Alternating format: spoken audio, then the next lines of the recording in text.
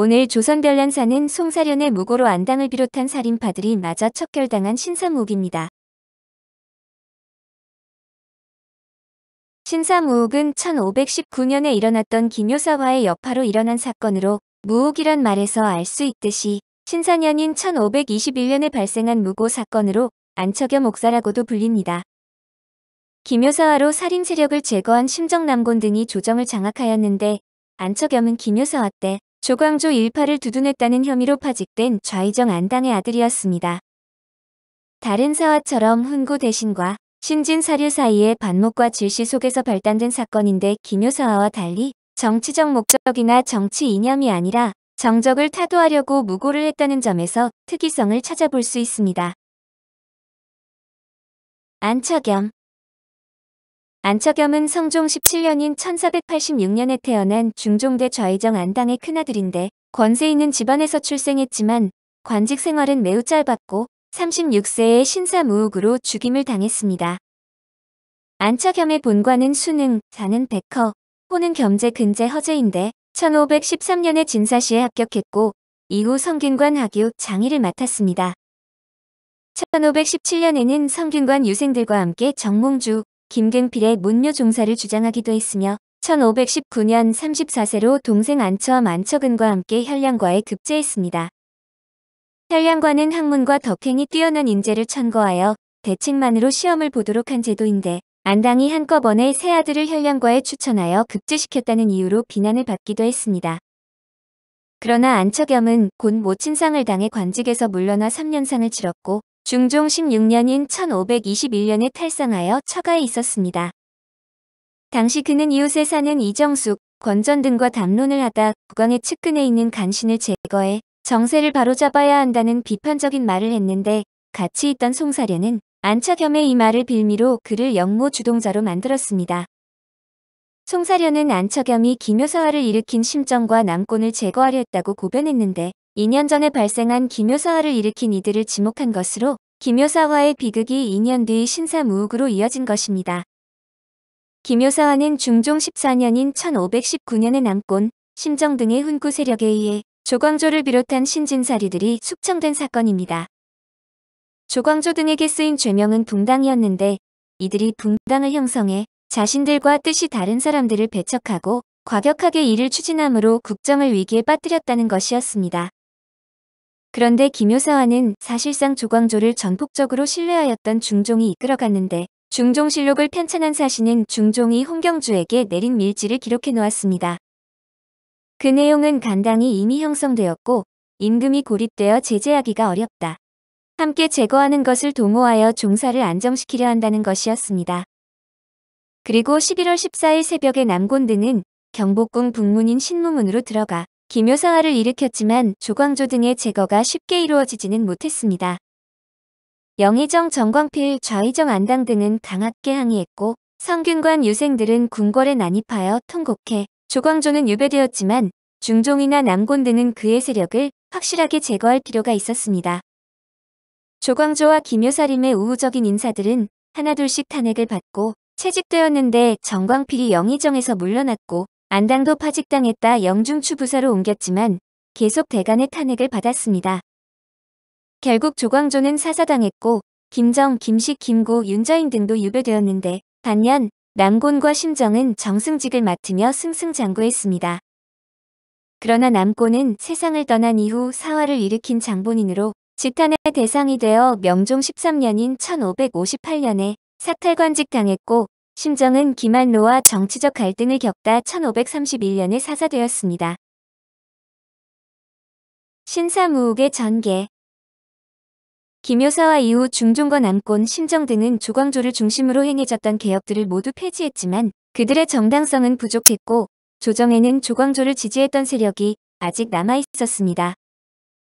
그런 가운데 중종 16년인 1521년 10월 11일에 송사련과 정상의 고변이 올라왔는데 고변 내용은 안척염이 이정숙, 권전 등과 함께 군사를 모아 남곤, 심정 등의 공신 세력을 제거하려 한다는 것이었습니다.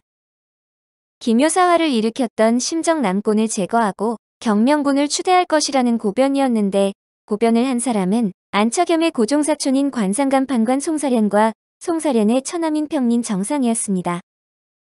안처겸의 모친 장례식에 온 인사들의 방명록을 안당 일파의 영모 가담자 명단이라고 거짓 고변을 한 것으로 송사련은 안처겸의 모친상 방명록을 영모 고변의 증거로 제시했습니다. 결과적으로 난이 일어나지 않아 모의가 실제인지 아닌지는 정확하게 알 수 없지만 조광조가 제거된 후 전국은 긴장 국면이 계속되었고 송사련의 고변이 올라오자마자 전국은 영모의 소용돌이에 휩싸였습니다. 추국을 맡은 대사원과 대사관은 그들이 종사에 관계되는 어떤 계책이 있을 것인데도 형장을 견디며 자복하지 않는다는 전제를 깔고 있었고 추국은 연일 계속되었습니다. 22차례의 형장과 신문 끝에 이정숙은 중종의 패립을 고려했었다고 자복했고 권전이 형장을 맡다가 죽고 안처겸도 결국 중종 패립을 시인하고 말았습니다. 거기에 경령군을 추대하려고 했다는 말까지 추국 과정 중에 나왔는데 중종은 안처겸 옥사와 관련하여 100명 이상을 처벌했습니다. 안처겸, 이정숙, 안척은, 안영, 신석 등이 처형되었고 일부는 형장을 받다가 죽거나 유배되었는데 김효사화 때 목숨을 부지한 김정, 기준도 결국 죽임을 당했고 한충도 옥중에서 사망했습니다. 신사무옥의 결과로 1521년 처형된 사람은 안당, 안처겸, 안척은, 봉천상, 이정숙, 권전, 기준, 조광좌, 최수성, 신변, 이충근, 안영, 한충 등이고 유배된 사람은 유인숙, 장옥, 권질, 김광원, 강희상 등이었습니다. 송사련과 그의 아들 송익필. 무고의 주인공인 송사련의 아들 송익필은 1534년 2월 10일 아버지 송사련과 어머니 연일 정씨 부인의 사남 일녀 중 3남으로 한성부에서 태어났습니다. 장남이 인필, 차남이 부필이고 셋째가 송익필이며 넷째는 운곡거사 송한필인데 그의 선조는 고려 때 상장군을 지낸 정렬공 송승례입니다. 송승례는 고려 원종조의 상장군을 지낸 인물로 무신정권 말에 국왕원종의 편에 서서 무신정권 인사들을 타도하고 국권을 왕에게 환원시키는 데 노력한 사람입니다. 그 후 송염은 낭산부원군이었고 송우는 개성원인을 역임했고 송선은 열양군을 역임했는데 그는 송송례와 송운의 후손이었으나 그 뒤 그의 가문은 점차 몰락해 평민 신분으로 떨어졌습니다. 진외증 조모 중금의 신분이 본래 노비였기 때문에 신분제에 따라 얼려 감정은 안당 가문의 노비라 할 수 있는데 감정이 평민 송림과 혼인의 송사련을 낳았습니다. 송사련의 신분도 어머니와 마찬가지로 안당 가문의 재산에 속하지만 송사련은 안당의 도움으로 천한 신분을 면하고 관직에 올라 잡직인 관상감 판관을 지냈습니다. 송사련은 안당 아들들의 대화 내용을 엿듣고 영모주로 고변하여 안당의 집안은 멸문되고 재산과 노비는 송사련이 차지하게 되었으며 그 공으로 벼슬도 당상관인 절충장군과 통정, 첨지까지 오르게 되었습니다.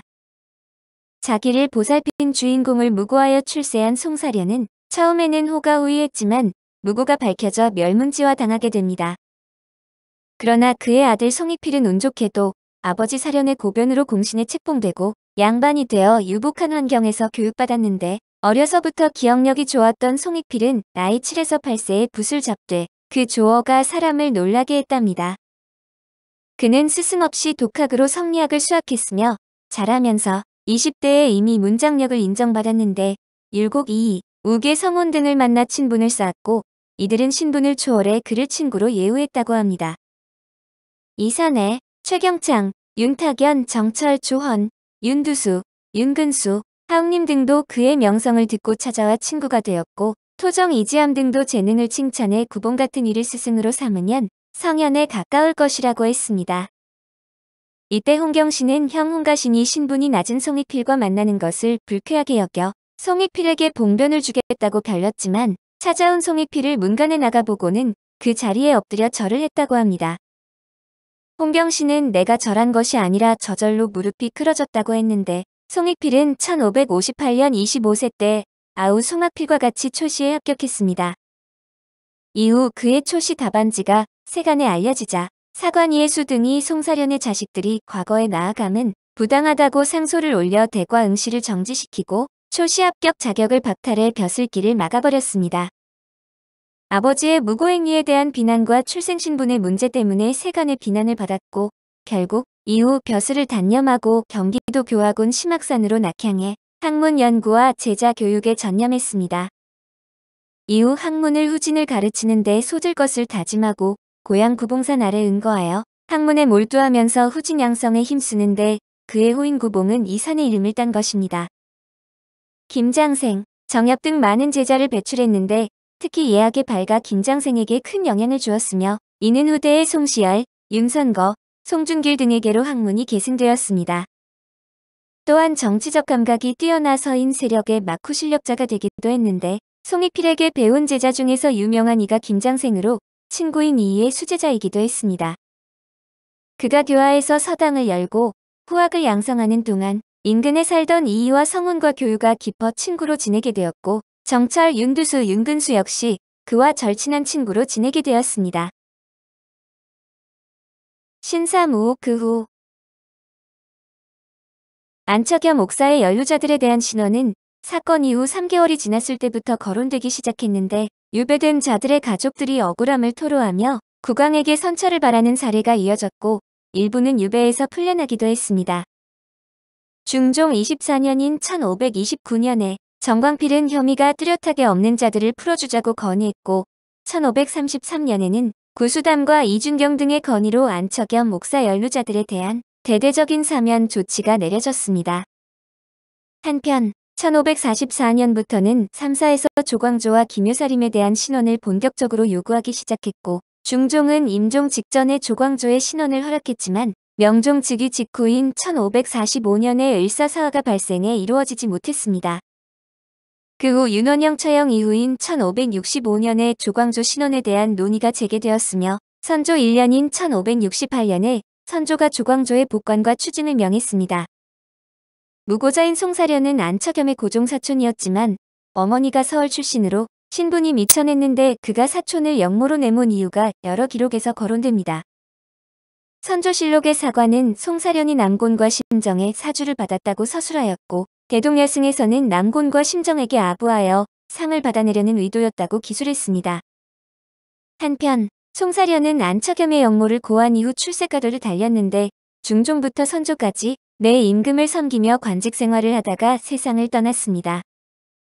선조 19년인 1586년에 안당의 종손인 알로의 처윤씨의 상소로 조사하여 1589년에 최종적으로 안당의 영모는 허위사실로 확인되었습니다.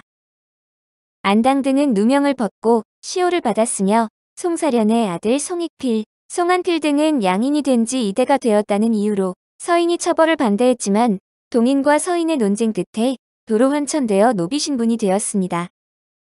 송익필의 가족은 전국 각지로 도조, 뿔뿔이 흩어졌으며 송익필은 김은희, 송갑조 등의 집에 은신해 있다가 당진에서 사망했는데 아들들은 아버지의 무고로 인해 관작이 삭탈되어 상전을 배반한 종인 반노가 된 것입니다. 오늘 조선별난사는 송사련의 무고로 안당을 비롯한 살인파들이 마저 척결당한 신사무욱이었습니다.